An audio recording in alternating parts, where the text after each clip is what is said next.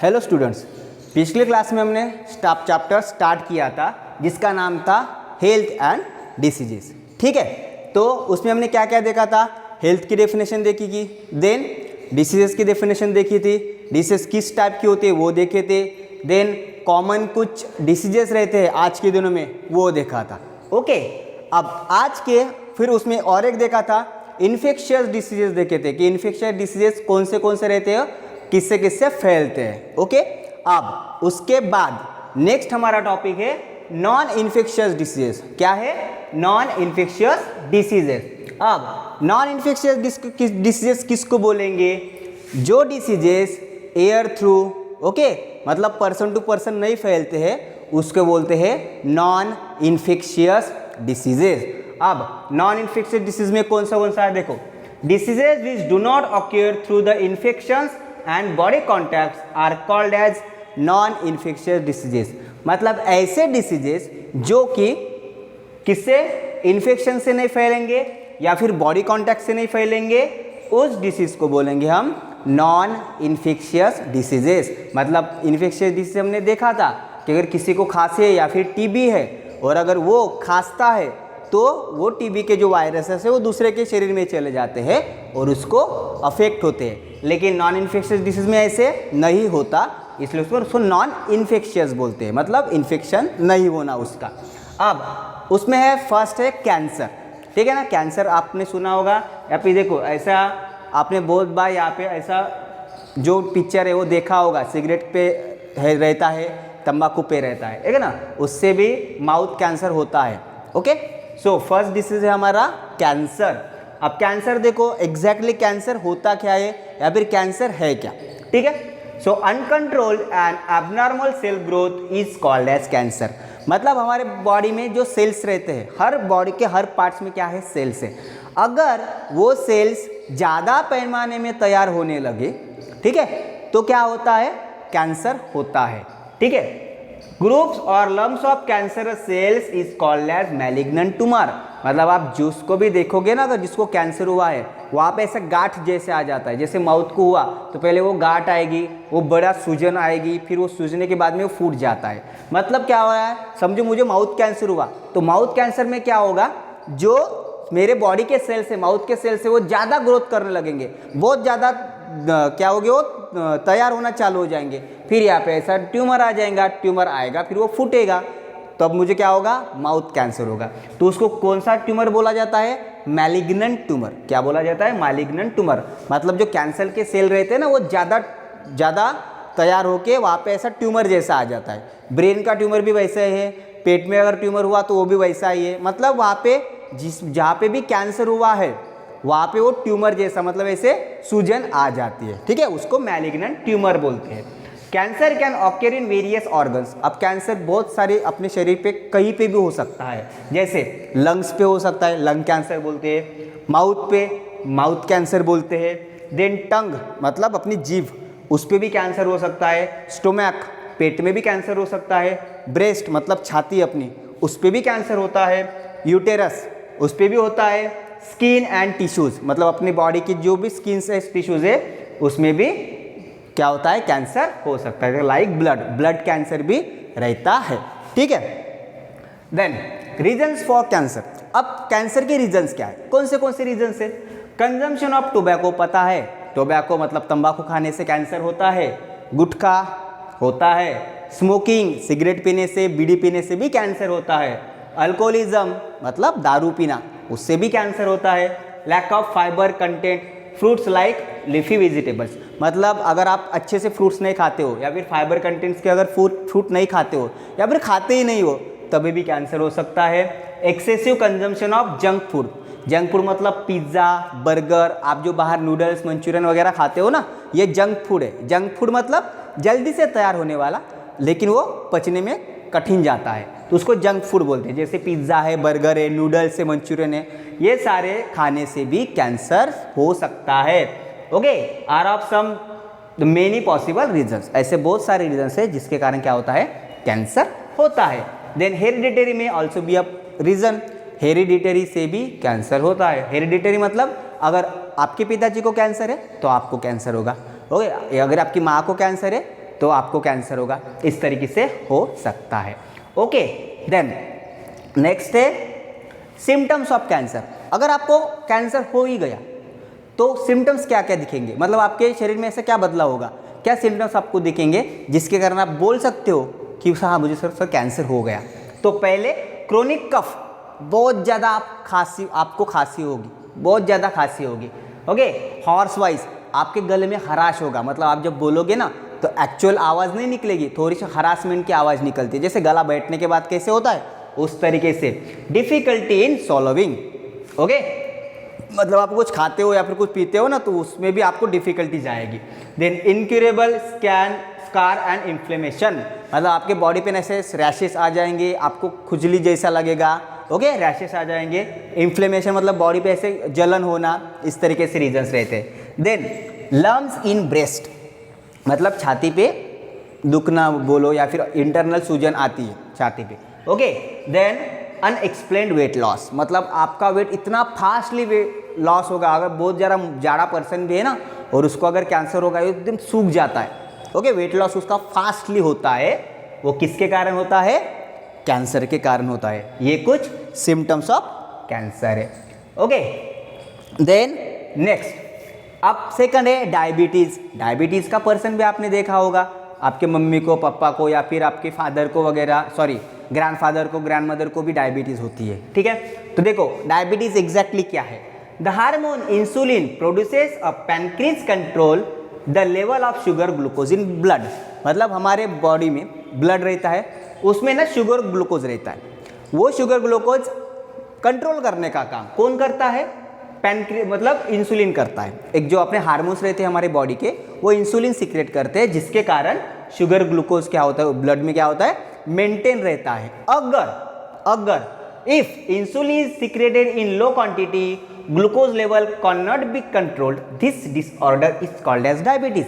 मतलब हमारे बॉडी में जो इंसुलिन शुगर कंट्रोल करने का काम करता है, शुगर ग्लूकोज कंट्रोल करने का काम करता है, अगर इंसुलिन उस क्वांटिटी में ना बने, अगर अपने हार्मोन्स वीक हो जाए और इंसुलिन अपने बॉडी में होना बंद हो जाए तो क्या होगा, शुगर जो ग्लूकोज लेवल रहती है अपनी बॉडी की वो मेंटेन नहीं होगी, और जब मेंटेन नहीं होती है तब जाके जो डिसीज़ होता है उसको बोलते हैं डायबिटीज़। इसलिए आपने देखा होगा कि डायबिटीज़ वाले पर्सन को ज़्यादा मीठा खाना अलाउ नहीं करते, जिसको डायबिटीज़ है ना उसको ज़्यादा मीठा खाने के लिए अलाउ ही करते नहीं है। अगर आप मीठा खाओगे तो आपकी डायबिटीज़ बढ़ जाती है बोलते, क्योंकि शुगर लेवल कंट्रोल नहीं रहती है और इसके कारण डायबिटीज़ ये डिसीज़ होता है।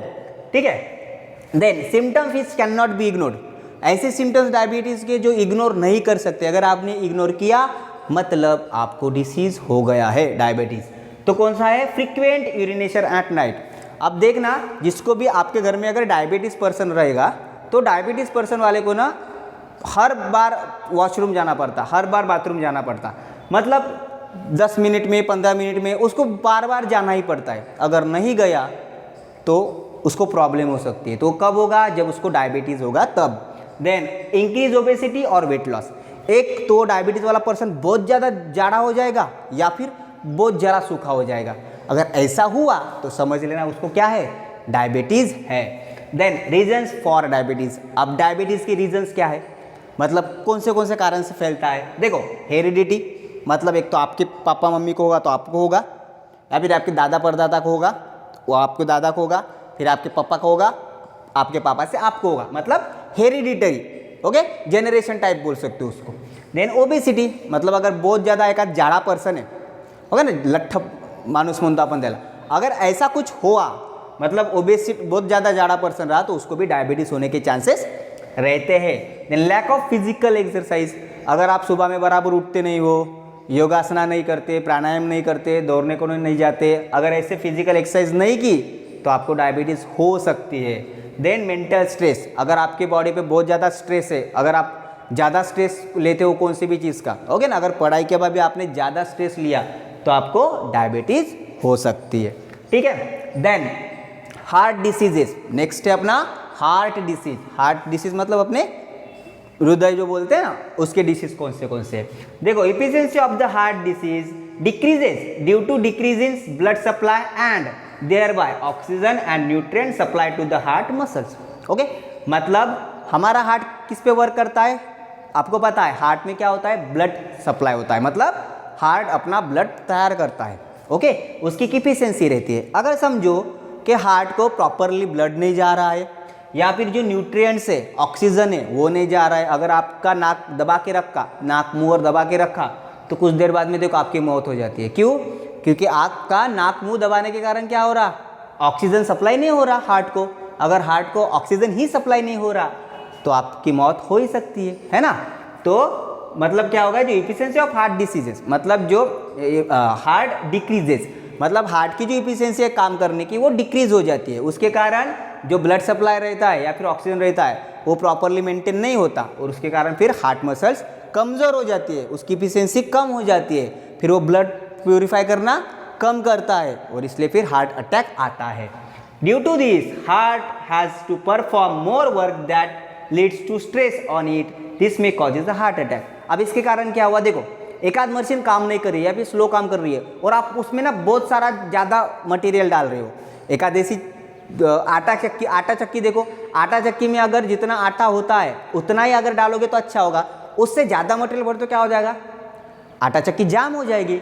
वैसे अपना हार्ट रहता, अगर हार्ट को प्रॉपरली वो ब्लड ना मिले या फिर अगर जो हार्ट की क्षमता है उससे अगर ज़्यादा उसको काम करना पड़े तो उसके मसल्स पे क्या आ जाते हैं, मतलब उस पर लोड आ जाता, मसल्स पे लोड आ जाता और फिर वो कौन सा डिसीज ये करता, हार्ट अटैक करता। मतलब अपना जो हार्ट है, जैसे भी मैं बोल रहा हूँ मेरा हार्ट फंक्शन बराबर काम कर रहा है, गलती से अगर ज़्यादा ब्लड चला गया या फिर कम ब्लड चला गया तो क्या होगा, मेरा जो हार्ट वर्क कर रहा है ना वो प्रॉपर फंक्शन नहीं करेगा, फिर उस पर लोड आ जाएगा मेरे हार्ट पे और फिर अगर लोड आया मतलब मसल्स पे लोड आ गया तो वहाँ पे हार्ट अटैक होगा। तो उस तरीके से वो हार्ट अटैक होता है। Then if someone has heart attack immediate in consultation of doctor and treatment is necessary. अगर गलती से किसी को हार्ट अटैक आ गया तो डायरेक्टली आपको उसको दवाखाने में लेके जाना पड़ता है और डॉक्टर से मिलाना पड़ता है। अगर नहीं गए तो कुछ ही देर में उसकी मौत हो सकती है। कभी कभी आपने देखा होगा अटैक से बैठे बैठे मौत हो जाती है ना। ऐसे कई किसी के घर में भी ऐसा हुआ होगा कि दादाजी या फिर दादी को ऐसे बैठे बैठे अटैक आ जाता और जगह पे ही वो मर जाते। तो हार्ट अटैक बहुत ज़्यादा मतलब इंजूरियस डिसीज है, ऐसा बोल सकते हैं। ठीक है, then one should not ignore this symptoms. अगर ऐसे सिम्टम्स दिखे तो आपको इग्नोर नहीं करना चाहिए। कौन से? सेवर चेस्ट पेन, मतलब आपके अगर हार्ट में हर बार चेस्ट पेन हो रहा है तो आप डॉक्टर को कंसल्ट कर सकते हो। पेन्स इन शोल्डर, आपके कंधे अगर कंधों में हमेशा दर्द रहता है, ठीक है, नेक मतलब गर्दन में, आर्म्स मतलब हैंड्स में वगैरह, ओके, क्रैम्प्स इन हैंड मतलब हाथ पे ऐसे हर बार हाथ दुखते रहते हैं, है ना। बहुत सारे जनों को बीमार रहते हैं कि सर मेरे से हाथ दुख रहे बोलते, ओके। और अनइजीनेस मतलब आपको अच्छा नहीं लगता, बैठे बैठे ऐसे कुछ तो भी अलग अलग ख्याल आते हैं, मतलब कुछ भी करने की इच्छा नहीं होती, एंड ट्रेमर्स, ओके। ये सारे चीज़ें अगर आपको दिखे तो आप समझ लेना कि आपको हार्ट अटैक आ सकता है या फिर हार्ट अटैक की बीमारी हो सकती है। Then reasons of the heart attack. अब हार्ट अटैक के रीजन्स क्या क्या है? स्मोकिंग, अगर आप सिगरेट या फिर बीड़ी पीते हो तो हार्ट अटैक आ सकता है। अल्कोहलिज्म, दारू पीने से भी होता है। डायबिटीज़ अगर है किसी को तो उसमें भी हार्ट अटैक आ सकता है। हाइपरटेंशन, अगर कुछ चीज़ का आप ज़्यादा टेंशन लेते हो, अगर मेंटल स्ट्रेस होता है उससे भी हार्ट अटैक आता है। देन ओबेसिटी, अगर आप बहुत जाड़े जुड़े हो तो भी हार्ट अटैक आता है। लैक ऑफ फिजिकल एक्सरसाइज, आप अगर मॉर्निंग में फिजिकल एक्सरसाइज नहीं करते हो, दौड़ने वगैरह नहीं जाते हो, जिम नहीं मारते हो तो हार्ट अटैक होता है। हेरिडिटी मतलब अनुवांशिकता, मैं बोल सकता हूँ कि अगर पापा को हो तो पापा या और मम्मी को हो तो आपको हो सकता है, आपको है तो आपके बच्चों को होगा। इस तरीके से हेरिडिटरी वो बढ़ते जाता है। देन मेंटल स्ट्रेस, मैंने बोला हाइपरटेंशन, मेंटल स्ट्रेस, एंगर मतलब बहुत ज़्यादा गुस्सा आना या फिर एनेक्सिटी, ओके। ये सारे रीजन्स है किसके? हार्ट अटैक के। मतलब हार्ट अटैक अगर आया तो ये सारी चीज़ें या फिर इन चीज़ों से हार्ट अटैक आ सकता है, ओके। देन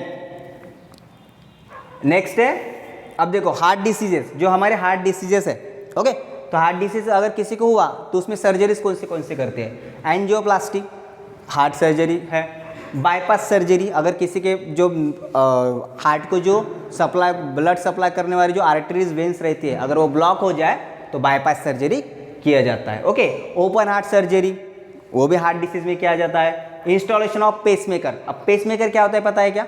अगर समझो अपना हार्ट जो वर्क करता है ना एक करंट पे वर्क करता है, मतलब एक करंट जनरेट होता है तो हार्ट ऐसे पंपिंग करता है।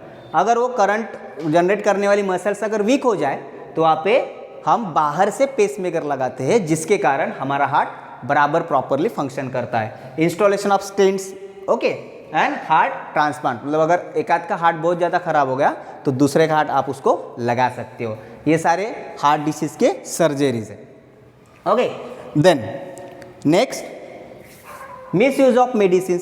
अब हमने डिसीजेस देखे हैं बहुत सारे, डिसीज में हम मेडिसिन लेते हैं और मेडिसिन के कारण डिसीजेस क्योर भी हो जाते हैं। लेकिन अगर आप ज़्यादा मेडिसिन यूज़ करते हो या फिर उसका मिस यूज़ करते हो तो उससे भी आपको और डिसीजेस होने के चांसेस रहते हैं, इसको बोलते हैं हम misuse of medicine. Okay, देखो sometimes some people take the medicine without prescription of doctor, मतलब डॉक्टर को पूछे बिना, किसी किसी को आदत रहती है डॉक्टर को पूछे बिना ही अपनी गोलियां ले लेता है। जैसे किसी को बुखार आता होगा, सर्दी खांसी होती होगी तो क्या करता है, सीधा मेडिकल में जाता है, ये गोली दो, वो गोली दो, खांसी की गोली दो या फिर सर्दी की गोली दो, वो ले लेता है, ओके, और ठीक हो जाता है, ऐसे ही बोलते हैं। लेकिन अगर आप कंटिन्यू ऐसा करोगे और गलती से आपको अलग सी बीमारी है और आपने डॉक्टर को ना पूछे अलग मेडिसिन ली तो क्या होगा, उसका इफेक्ट आपके शरीर पे हो सकता है। ओवरडोज ऑफ मेडिसिन में अफेक्ट आवर बॉडी। अगर आप बहुत ज़्यादा मेडिसिन खाते हो, मतलब सिर दुखा खाओ मेडिसिन, खांसी हो गई खाओ मेडिसिन, थोड़ा सा अच्छा नहीं लगा खाओ मेडिसिन, अगर हर बार ऐसे मेडिसिन खाओगे ना तो आपके बॉडी पे उसका इफेक्ट भी होता है। मतलब मेडिसिन डिसीज़ के लिए अच्छा भी है, अपने बॉडी के लिए अच्छा भी है इन केस ऑफ डिसीजेस, अगर डिसीज़ हुआ तो, अगर ज़्यादा खाते हो तो आपके बॉडी के लिए बुरा भी है। एग्जाम्पल्स देखो, overdose of painkillers may damage nervous system, excretory system and liver. मतलब आप अगर पेन किलर खाते हो, बहुत लोगों को आदत रहती है, बहुत दिन भर अगर काम करके थक जाते हैं तो क्या करते हैं, पेन किलर लेके आते हैं मेडिकल से और खा लेते हैं। लेकिन अगर आप ज़्यादा पेन किलर खाओगे तो आपकी जो नर्वस सिस्टम रहती है ना, ओके, जिस पे आप बैलेंस करते हो, आपको जैसे किसी ने अगर मुझे काटा मुझे पता चलेगा ये नर्वस सिस्टम है, वो नर्वस सिस्टम डैमेज हो सकती है, एक्सक्रीटरी सिस्टम आपकी डैमेज हो सकती है एंड लीवर पे इफेक्ट गिरता है। अगर ज़्यादा पेन किलर खाओगे तो लीवर आपका खराब हो सकता है। Okay, overdose of antibiotics may lead to nausea, okay, stomach ache, dysentery, rash, white patches on tongue etcetera. मतलब अगर आप बहुत ज़्यादा एंटीबायोटिक्स खाते हो तो उससे नौसिया भी हो सकता है, स्टोमक एक मतलब आपके पेट में भी दर्द हो सकता है, डिसेंट्री, ओके, मैंने बताया था पिछले क्लास में क्या होता है डिसेंट्री, रैशेस आना, आपके स्किन पे रैशेस आ सकती है, white patches on the tongue, मतलब आपकी जो जीभ है ना वो जीभ पे ना ऐसे वाइट डॉट्स मतलब पैचेस भी आ सकते हैं। ये किससे होता है, ज़्यादा मेडिसिन का यूज करने से।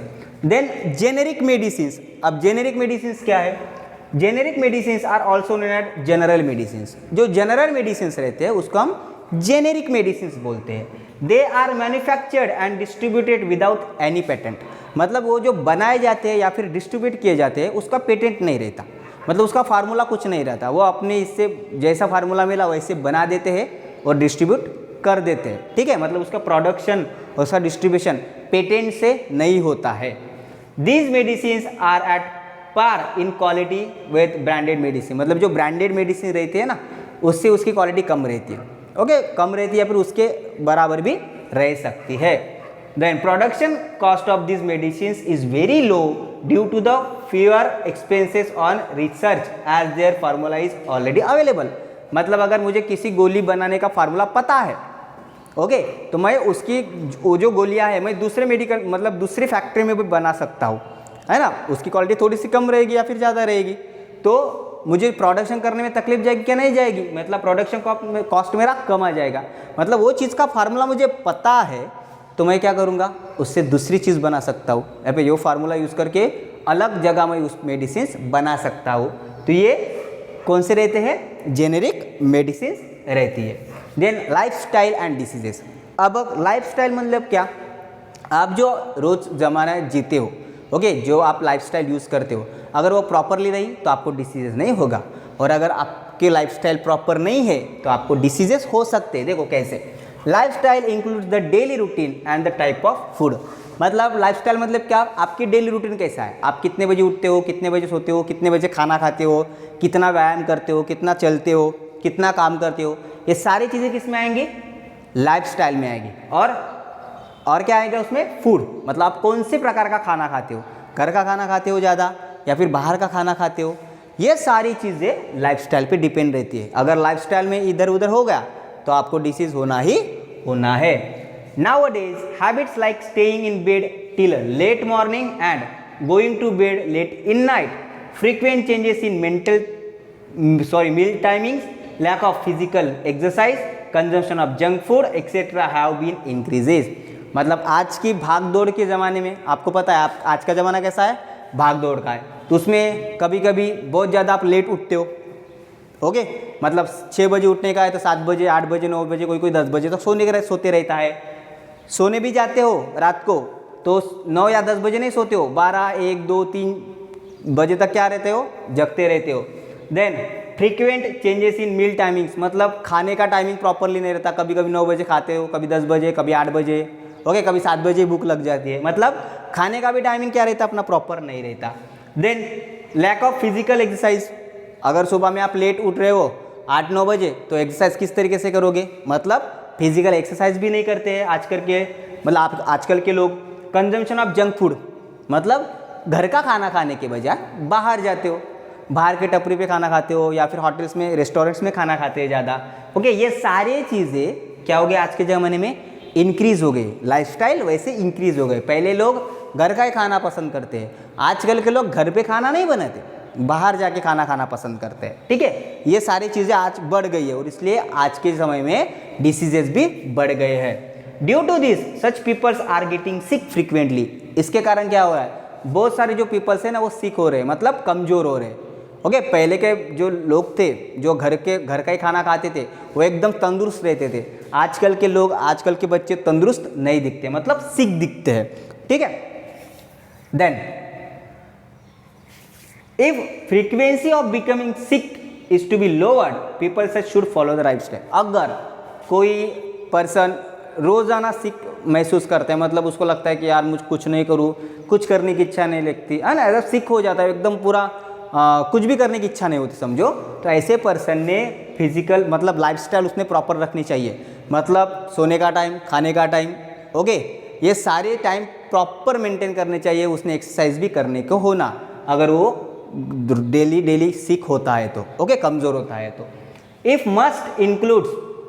Must include sufficient sleep, right food, योगासना, प्राणायाम, फिजिकल एक्सरसाइज। मतलब ये कौन से लाइफस्टाइल उसने फिर जीनी चाहिए, बराबर नींद लेनी चाहिए, मतलब 9-10 बजे सो जाना, सुबह के 6 बजे उठना, 6 बजे उठने के बाद में प्रॉपर एक्सरसाइज करना, योगासना करो, प्राणायाम करो, ओके, फिजिकल एक्सरसाइज बराबर करो। देन राइट फूड खाओ, राइट फूड मतलब घर का खाना, अच्छा पका हुआ, एकदम बासी भी खाना नहीं खाना, बाहर का खाना अवॉइड करना, ये सारी चीज़ें उसने करनी चाहिए अगर वो हर बार क्या होता है, सिक होता है। Physical exercise should also be as per the one's own capacity.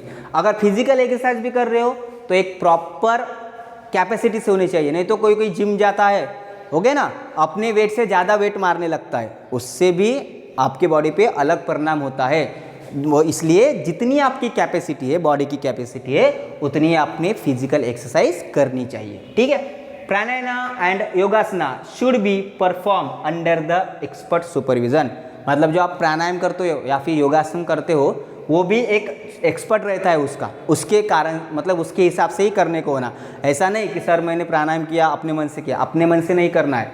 प्राणायाम और योगासन करने के लिए एक एक्सपर्ट्स रहते हैं, ओके, ट्रेनर्स रहते हैं, वो ट्रेनर के हिसाब से ही आपको प्राणायाम एंड योगासन करना पड़ता है। Okay, see the videos of pranayama and योगासन। अगर आपको एक्सपर्ट नहीं मिलता है तो आप सर्च करो कि प्राणायाम और योगासन के वीडियोस कैसे हैं और उस हिसाब से आप प्राणायाम और योगासन कर सकते हो। ठीक है, देन वैक्सीनेशन। वैक्सीनेशन मतलब आपको कुछ डिसीज़ होता है तो आप क्या करते हो, डॉक्टर के पास जाते हो, डॉक्टर फिर आपको मेडिसिन देता है, फिर आप वो मेडिसिन खाते हो, इंजेक्शंस लगाता है, सलाइंस लगाता है। ठीक है, ये सारी चीज़ को क्या बोलेंगे हम, वैक्सीनेशन बोलेंगे। Okay, so vaccination is important to prevent the infectious diseases. मतलब वैक्सीनेशन किससे इंपॉर्टेंट है? Infectious diseases. मतलब मैंने बोला था इन्फेक्शियस डिसीजेस क्या होते हैं? एक को दूसरे से होना, दूसरे को तीसरे से होना, तो उसकी एक वैक्सीन निकलना प्रॉपर रहता है। अगर उसकी वैक्सीन नहीं होगी तो आपको इन्फेक्शियस डिसीजेस बार बार होते रहेंगे, है ना। जैसे अभी कोरोना चल रहा है, तो कोरोना की अगर वैक्सीन नहीं निकली, आप अच्छे भी हो गए, फिर भी आपको डबल से वो कोरोना हो सकता है। अगर उसकी वैक्सीन है तो एक बार आपके बॉडी में वो वैक्सीन डाल दी, मतलब आपकी बॉडी एंटीबायोटिक्स तैयार करने लगती है, फिर से डबल अगर वो हुआ भी, वो डिसीज हुआ, तो आपकी बॉडी खुद से उसको लड़ सकती है, ठीक है। Collect the vaccination schedule chat from near by clinic and study it. मतलब आपको क्या करना है, नियर बाय हॉस्पिटल्स में जाना है या फिर छोटा सा दवाखाना होगा उसमें जाना है, और वैक्सीनेशन किस तरीके से करते हैं, कैसे किया जाता है, ये सारी चीज़ें आपको क्या करनी है, स्टडी करनी है, उसका एक चार्ट भी बनाना है। Then let us celebrate the health awareness diseases, sorry health awareness days. मतलब हेल्थ अवेयरनेस डेज कौन से है? देखो 7 अप्रैल वर्ल्ड हेल्थ डे। 7 अप्रैल क्या है? World health day. 14 जून को क्या है? World blood donation day. कौन सा है? 14 जून को वर्ल्ड ब्लड डोनेशन डे। 29 सितंबर वर्ल्ड हार्ट डे। कौन सा है? World heart day. कौन सी तारीख को? 29 सितंबर। देन 24 नवंबर कौन सा है? World diabetes day. कौन सा है? 14 नवंबर को वर्ल्ड डायबिटीज डे, ठीक है। This is all about the health and diseases. यहाँ पे आपका चैप्टर कंप्लीट होता है, ओके, लेसन कंप्लीट होता है। इस पे डिपेंड जो एक्सरसाइज आपके टेक्स्ट बुक में है आपको सॉल्व करना है, ठीक है। अगर कुछ डाउट आए तो आप कांटेक्ट कर सकते हो, ओके। Thank you.